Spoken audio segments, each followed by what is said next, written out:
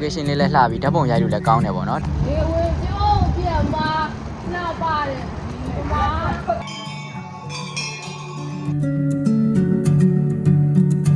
အားလုံးပဲမင်္ဂလာပါဒီနေ့ပေါ့နော်ကျွန်တော်တို့တွေတန်လျင်ကြောက်တန်းဘက်ကိုသွားလဲကြမယ်ပေါ့နော်နီးတယ်ဆိုပေမဲ့လို့ပဲဟွာနည်းနည်းလဲစရာနေရာရနည်းနည်းများတယ်ပေါ့နော်location လှတယ်ဆိုတော့ရေနံချက်စက်ရုံလဲလဲမယ်နောက်ထပ်လည်းဘယ်နေရာကြီးပါသေးလဲlocation နေရာရောဘယ်လိုမျိုးလေးလှလဲဆိုတာကိုကျွန်တော်တို့နဲ့ဒီလိုလိုက်ကြည့်လိုက်ပါဦးနော်ကျွန်တော်တို့ကတော့ဒီနေ့နေမှာတော့စုစုပေါင်း3ယောက်ပေါ့နော်3ယောက်နေမှာဖြစ်ပါတယ်အခုကတော့တာဂီတာမရောက်ခင်တရားပေါ်မှာပေါ့နော်အချိန်ကတော့ဒါ6:25လောက်ရှိနေပါပြီဒီနေ့နေမှာတော့ကျွန်တော်တို့3ယောက်ပါအများတန်းလည်း3ယောက်ပဲနေဖြစ်ပါတယ်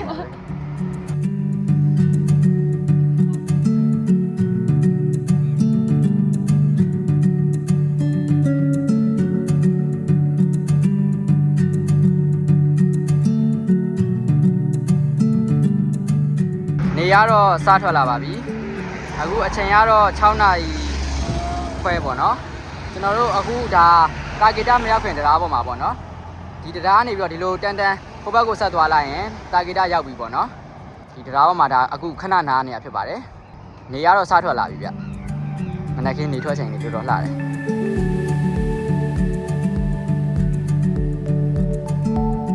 အခုကတော့ဒါတာဂီတာတဲ့ရောက်ပြီပေါ့နော်ကျွန်တော်တို့အဝိုင်းပတ်ပြီးရင်တန်လျင်တရားပေါ်ကနေပြီးတော့သွားမယ်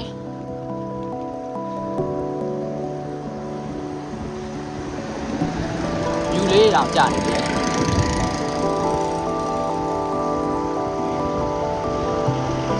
ရန်ကုန်ဆောင်ကတော့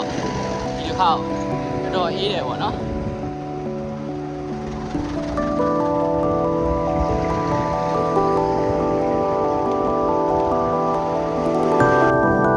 ရှေ့မှာဆိုရင်တော့ကျွန်တော်တို့တန်လျင်တရားပေါ်ရောက်ပါပြီနေထွက်ချိန်လေးတော်တော်လှတယ်ဒါအပြင်မှာတော့ပို့ပြီးတော့လှနေတယ်အေးဟိုမှာဟိုတရားလေးမနေ့နေတော့ထွက်လာပြီတန်လျင်တရားပေါ်ရောက်ပါပြီအခုအချိန်ကတော့6:55ပေါ့နော်9နာရီထိုးတော့မယ်တော်တော်လှတယ်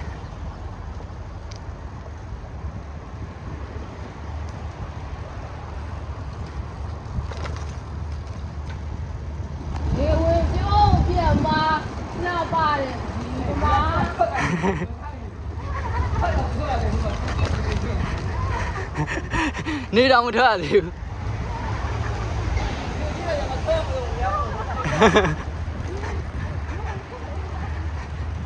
သူပြောလိုက်တော့ဟိုဟာလေးအောင်သတိရပါတယ်ဟိုနေထွက်နေဝင်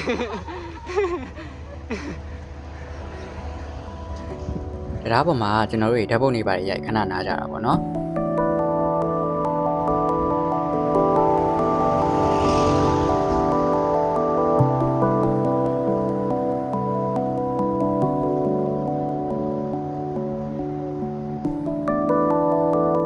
မနက်ခင်းတရားပေါ်က view လေးရတယ်တော်တော်လေးကိုလှပါတယ်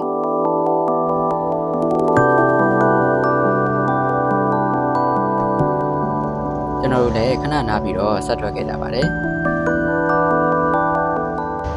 ကျွန်တော်တို့တန်လျင်ရောက်မှပဲမနက်စာစားမယ်ပေါ့နော်ဒီတရားကူးပြင်တော့ဟိုဘက်တန်လျင်ရောက်ပြီပေါ့နော်အဲကြရင်ခဏနေတော့မနက်စာရေးပါစားမယ်ဆိုင်တွေ့ရင်အခုအချိန်ကတော့9:10 မိနစ်ပေါ့နော်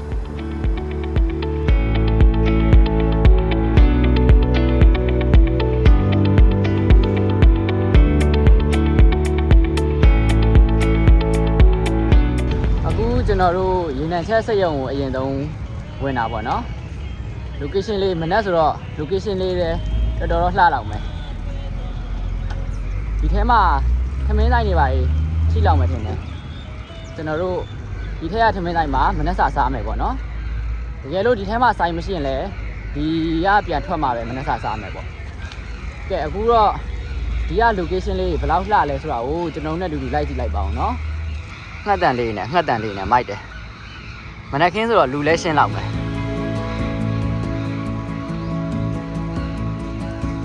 တော်တော်လှတယ်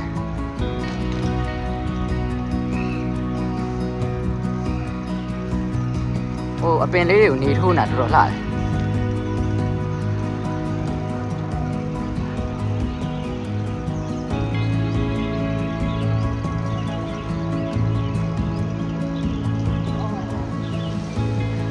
နေရာလေးကတော့တော်တော်လှရဗျ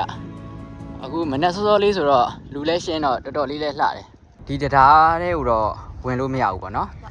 ဝင်ခွင့်တော့ခဏလေးတော့ပိတ်ထားတယ်ဒီမှာပေါ့နော်ဒီလိုမျိုးပိတ်ထားတာဝန်မှအပမဝင်ရဆိုပြီးတော့ပိတ်ထားပါတယ်ကျွန်တော်တို့ဒီနေရာလေးကနီးလဲနီးတယ်ပေါ့နော်location လေးကတော့တန်လျင်တရားဆင်းချင်းပေါ့နော်မှတ်တိုင်တစ်ခုရှိတယ်အဲ့ဒီမှတ်တိုင်မရောက်ခင်မှာရေနံချက်စက်ယုံဆိုတဲ့စိုင်းဘုတ်ရှိတယ်ပေါ့နော်အဲ့ဒီစိုင်းဘုတ်ကနေပြီးတော့တက်တက်ဝင်လာလိုက်ရင်ရေနံချက်စက်ယုံရောက်ပါတယ်ဒါပေမဲ့ကျွန်တော်တို့ဒီထဲကိုတော့ဝင်လို့မရလိုက်ဘူးပေါ့နော်ဒီတစ်ခေါက်ကတော့ဒါနီးလဲနီးတယ်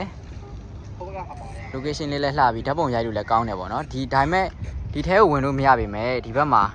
ပြတိုက်တွေပေါ့နော်ဒီပြတိုက်တွေကတော့10နာရီဆိုရင်ဖွင့်ပါတယ်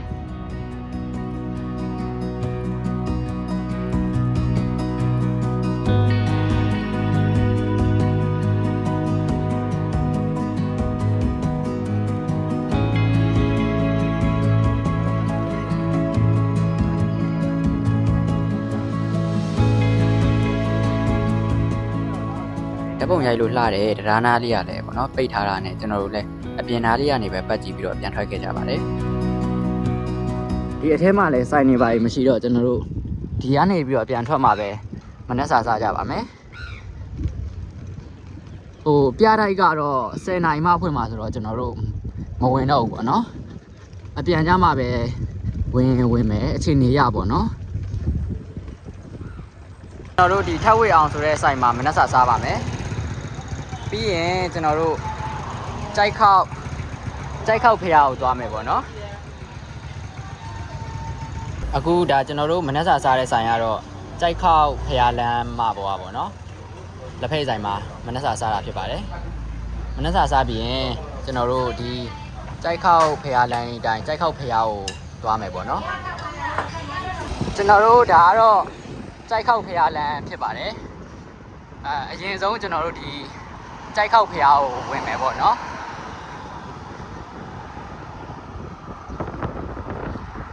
လမ်းရတော့ကောင်းတယ်အစင်းကဲကျွန်တော်တို့ကြိုက်ခောက်ဖျားကိုရောက်ပါပြီကြိုက်ခောက်ဖျားခဏဝင်ရမယ်ပေါ့နော်ကိုကြီးပြရရဟုတ်ပါလားဗျာဒီကြိုက်ခောက်ဖျားကလည်းစိုင်နေတော်တော်စီတယ်ပေါ့နော်မုံဆိုင်နေရောဒီဘက်မှာအင်ဂျီဆိုင်နေရောလက်ဆောင်ပစ္စည်းဆိုင်နေရောတော်တော်စီတယ်ပေါ့နော်ကြိုက်ခောက်ဖျားလည်းဒါအခုအချိန်ကတော့ကျွန်တော်တို့9နာရီပေါ့နော်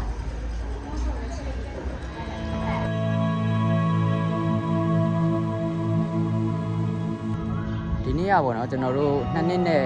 17လပြည့်လည်းဖြစ်တယ်အမှတ်တရလေးလည်းဖြစ်အောင်ဒီဘက်တွေရှောက်လဲကြမယ်ပေါ့နော်ကျွန်တော်တို့ငေါ့ရနောက်ကတကောင်နဲ့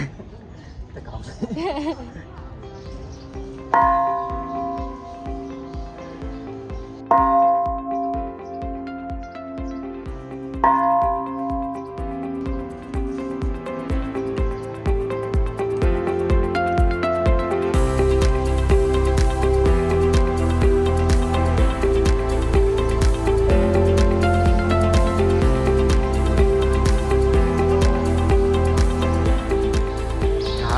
မျက်မှောက်ကြီးဖျားဖြစ်ပါတယ်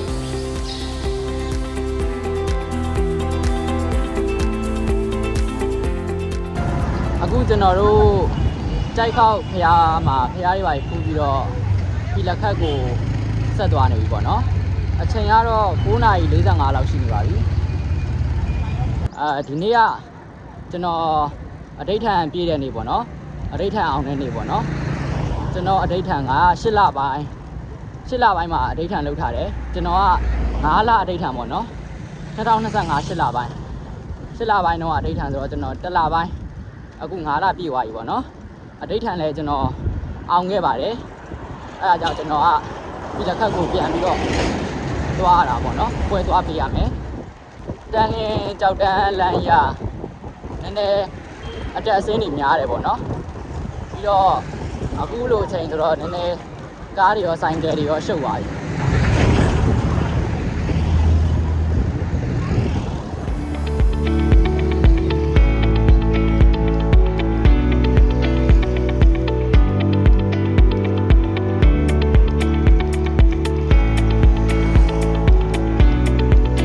ကျွန်တော်တို့ကြောက်တန်း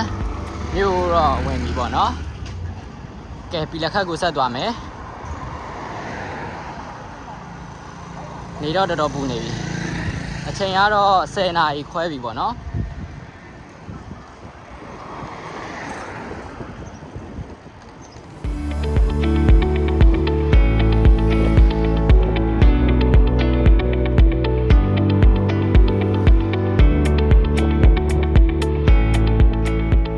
ဒါကျွန်တော်တို့ဒီနားလေးမှာခဏနားတာပေါ့နော်ဖရဲသီးလေးပါလေးစားကြဒီဘက်မှာတော့ဈေးဆိုင်တန်းနေရှိတယ်ဆန်ဒေးဆိုတော့ဒီနေ့ကတော့လူတော်တော်များလောက်မယ်ဒီလက်ခတ်မှာကားတွေကိုနဲတာမဟုတ်အများကြီးပဲလမ်းမှာတွေရောတွေ့ခဲ့တယ်အခုကျွန်တော်တို့ဒီလက်ခတ်ကိုရောက်ပါပြီအချိန်ကတော့17နာရီထိုးပြီပေါ့နော်17နာရီ7မိနစ်ကဲဒီလက်ခတ်မှာကျွန်တော်အဋ္ဌံအောင်ပွဲကတ်မယ်ပေါ့နော်ပြီးရင်ဒီလက်ခတ်မှာပဲနေ့လည်စာစားမယ်ပေါ့နော်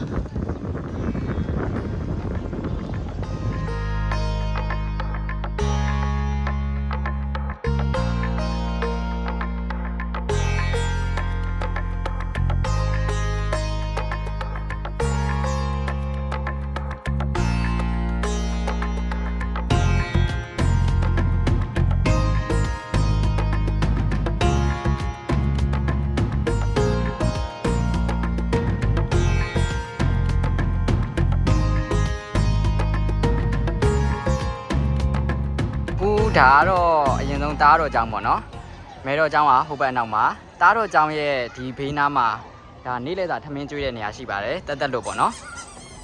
ကျွန်တော်တို့တားတော်ကျောင်းကိုအရင်ဝင်မယ်အဋ္ဌံအောင်ပွဲကတ်မယ်ပေါ့နော်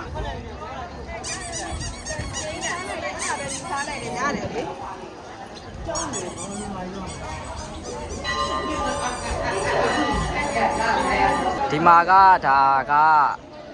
အောင်ပွဲအဋ္ဌံပေါ့နော်အဋ္ဌံပြည့်လို့ရှိရင်ဒီမှာပွဲပေးရမှာဖြစ်ပါတယ်ပွဲပေးဖို့အတွက်ဒီမှာဝယ်ရတာပေါ့နော်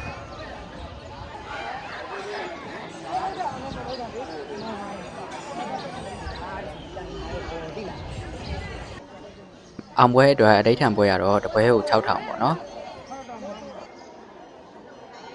ပွဲဝယ်ပြီးတော့ဘာဆက်လုပ်ရမှန်းလည်းမသိတာနဲ့ပွဲကတ်ပြီးသွားတဲ့သူတွေကိုပေါ့နော်တွားပြီးမေးကြည့်ရပါတယ်ပွဲဝယ်ပြီးသွားတဲ့အခါမှာတော့အုံသီးခွဲရပါတယ်ပြီးရင်တော့ကျွန်တော်တို့ရဲ့ပွဲကိုသူတို့ကဆူတောင်းမှုတွေပြုလုပ်ပေးတယ်ပေါ့နော်ကိုယ့်ဟာကိုယ်လည်းဖះเจ้าကိုပတ်ပြီးတော့အဋ္ဌံအောင်ပွဲကိုကတ်ပါတယ်အဋ္ဌံဆူတောင်းတဲ့အခါမှာလည်းဖြစ်နိုင်မဲ့အရာကိုပဲအဋ္ဌံလုပ်တင်ပါတယ်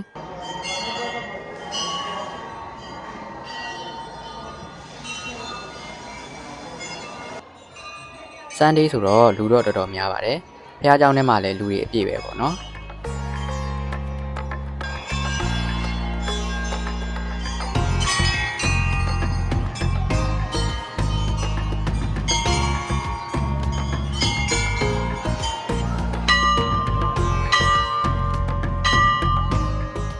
ဒီမှာတော့ဒါကျွန်တော်တို့ထမင်း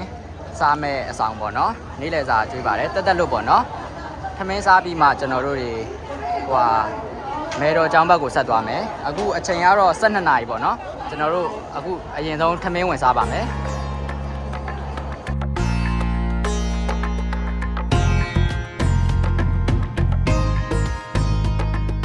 ထမင်းစားတဲ့နေရာကတော့လူကတော့တော်တော်များတယ်ပေါ့နော်ကျွန်တော်တို့3ယောက်ဒီလိုမျိုး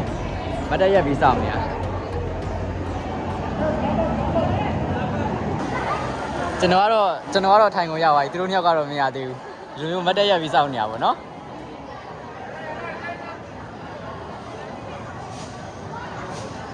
ဒီဘက်ဒီမှာပဲနေ့လည်စာကတော့တက်လွတ်တီးစုံပဲဟင်းနဲ့ခရမ်းညင်တီအနှစ်လေးကျွေးပါတယ်အခုကျွန်တော်တို့ထမင်းလေးပါရေးစားပြီးတော့ဒါမဲတော်ကျောင်းဘက်ကိုဆက်လာနေပါပြီ မေတော်ကျောင်းမှာလည်းအဋိဌံအောင်ပွဲပြန်ကတ်မယ်ပေါ့နော်မေတော်ကျောင်းမှာလည်းပဲအောင်ပွဲအရင်ဆုံးဝယ်ရပါတယ်ပြီးရင်အုံဒီခွဲရတယ်ပေါ့နော်ပထမတစ်ခေါက်ကလိုပဲအစင်းစင်းကအတူတူပါပဲပြီးရင်သူတို့ဆူတောင်းမှုတွေပြုလုပ်ပေးတယ်ပေါ့နော်ကျွန်တော်ကတော့ကိုယ်တိုင်လည်းဖះเจ้าကိုတပတ်ပတ်ပြီးတော့အဋိဌံအောင်ပွဲကိုကိုယ်တိုင်ကတ်ပါတယ်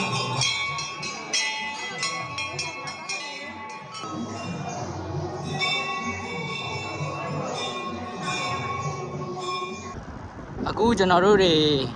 ပြည်လက်ခတ်ကနေပြီးတော့ပြန်ထွက်လာပါပြီအချိန်ကတော့1:20ပေါ့နော်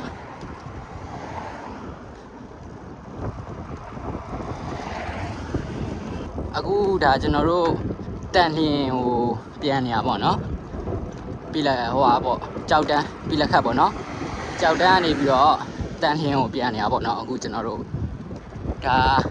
အလာတော့ကလည်းမဟုတ်တော့ပဲနဲ့ဒီလမ်းကတော့ဒါတီလိုဟာဘက်ကနေပြီးတော့ပြန်တာပေါ့နော်ဟိုဘက်ကကျအတက်ဆင်းနေများတယ်ကားတွေရှုပ်တယ်ပေါ့နော်ဒီဘက်ကကျတော့နည်းနည်းဒီလိုမြေပြန့်နေရများတယ်ပေါ့နော်ပြီးတော့ကားလည်းရှင်းတယ်ပေါ့နော်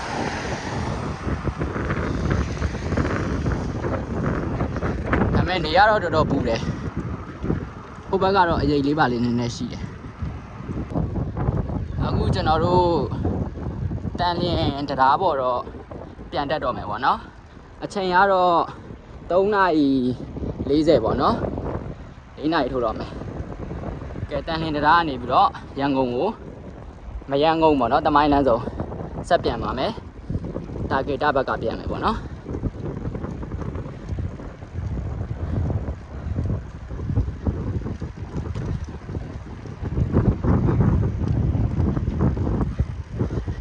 တရားပေါ်ကြရင်တော့ခဏနားမယ်ဒီနားလေးမှနားမလားဟော这是在哪儿？在看见我们这个。အခုကျွန်တော်တို့တွေပါရမီလမ်းပေါ်ပြန်ရောက်နေပြီပေါ့နော်အချိန်ကတော့9:20လောက်ရှိနေပါပြီဒီနေ့ဗီဒီယိုကတော့ကျွန်တော်ပြည်လက်ခတ်မှာအဋိဌံအောင်ပွဲပေါ့နော်အဋိဌံအောင်ပွဲသွားကတ်တယ်ကျွန်တော်တို့ဖျားတွေဖူးတယ်ပေါ့နော်အခုတော့ရန်ကုန်ကိုပြန်ရောက်ပါပြီကျွန်တော်တို့တမိုင်းကိုပြန်ရောက်ပြီပေါ့နော်ရှေ့ကြရင်တမိုင်းရောက်ပြီကဲဒီနေ့ဗီဒီယိုလေးကတော့ဒီလောက်ပါပဲအဆုံးထိလိုက်ပါကြည့်ရှုပေးတဲ့အတွက်အားလုံးပဲကျေးဇူးတင်ပါတယ်